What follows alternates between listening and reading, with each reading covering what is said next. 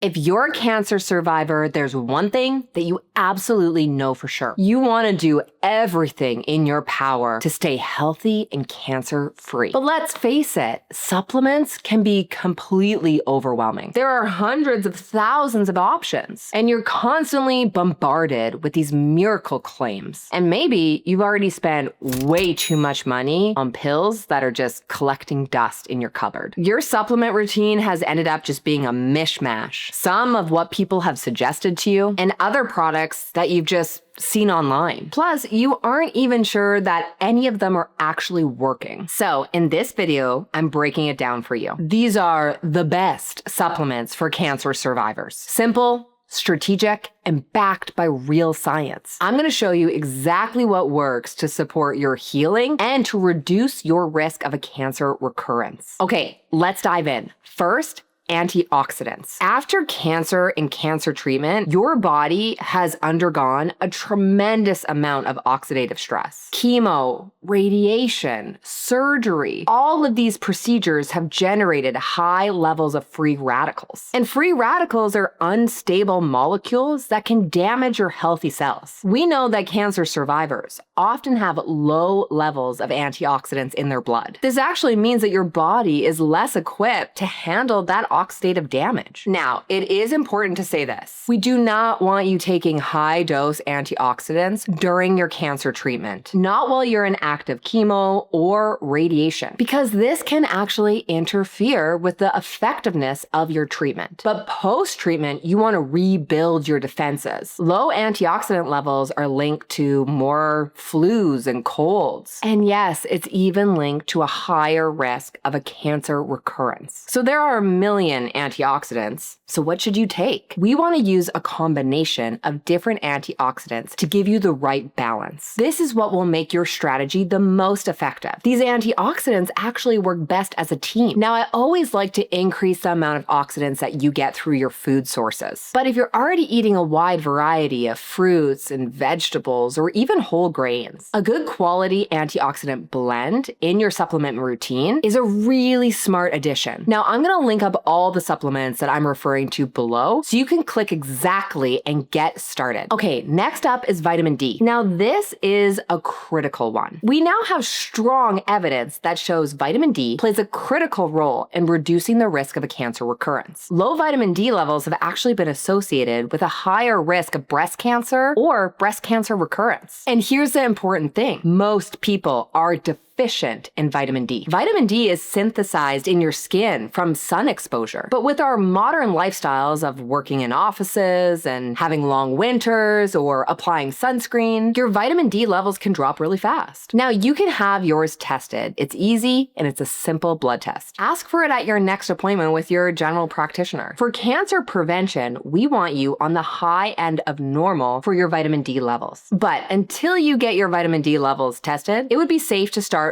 with a lower dose of vitamin D, something around 2,000 international units every day. Vitamin D also supports your bone health and your mood. It also supports immune resilience. All of these things you desperately need as a cancer survivor. Okay, but number 3 is omega-3 fatty acids. This isn't just about inflammation or joint health. For breast cancer survivors, we know that the number 1 cause of death after cancer treatment is actually not cancer. It's heart disease. Let that sink in. We're spending all of this time fearing cancer when the number 1 cause is actually not cancer, it's still heart disease. This is because of a variety of reasons. Our lifestyle in North America is not aligned with cardiac health. Plus, if you have a family history of cardiac disease, or maybe you experienced cardiotoxicity from your chemotherapy or your radiation. But omega-3 oils, especially from fish oil, can be protective. This helps to reduce inflammation. It actually supports brain health. It lowers your triglycerides. And yeah, that protects your heart. A high-quality omega-3 supplement with EPA and DHA, that is what can make a real difference in survivorship. Okay, but moving on, we've got to talk about fiber. I know,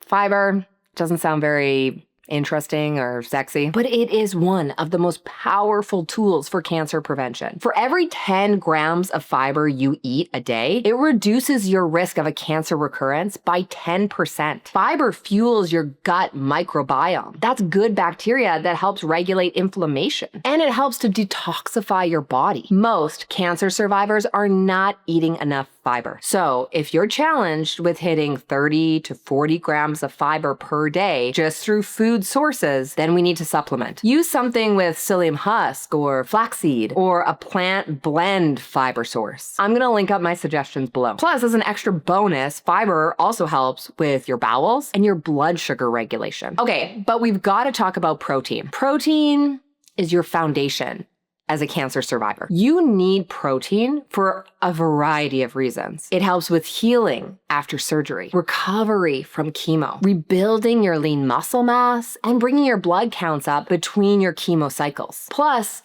protein helps with hair regrowth and reclaiming your energy. Most cancer survivors that start working with me inside the Cancer Freedom Program are not eating enough protein. A good quality protein powder is one of the easiest ways to bridge the gap. You can add it to a smoothie or oatmeal or Greek yogurt, or you can just drink it on its own. You'll want to look for a whey isolate. Or if you're plant-based, you can look for a really clean plant-based protein source. You'll want it to have at least 20 grams of protein per serving. And remember, it's amino acids, which come from protein, that are going to help to rebuild your healthy tissue and help you put cancer in the past. If you want your hair to grow back fast, if you want to have better energy after treatment, then you need to look at your protein levels. Your protein is non-negotiable. Okay. Next up is creatine. Yes, this is the same supplement that athletes use to build muscle mass. But here is what cancer survivors do not understand about creatine. Creatine is one of the most researched and safest supplements you can take. It's very effective in rebuilding lean muscle mass, especially if you've gone through surgeries or chemo, and it's critical in supporting your recovery. Now, you have likely lost a lot of lean muscle mass throughout your treatments. That's a combination of being inactive and stressed and having inflammation in your body. Plus, you lose lean muscle mass if you have hormonal shifts. So if you've been put into a medical menopause because of your cancer treatment, then it's going to be more difficult to maintain or build lean muscle mass on your body. Now, creatine is going to support you in rebuilding your strength. Plus, it's been shown specifically in cancer survivors to help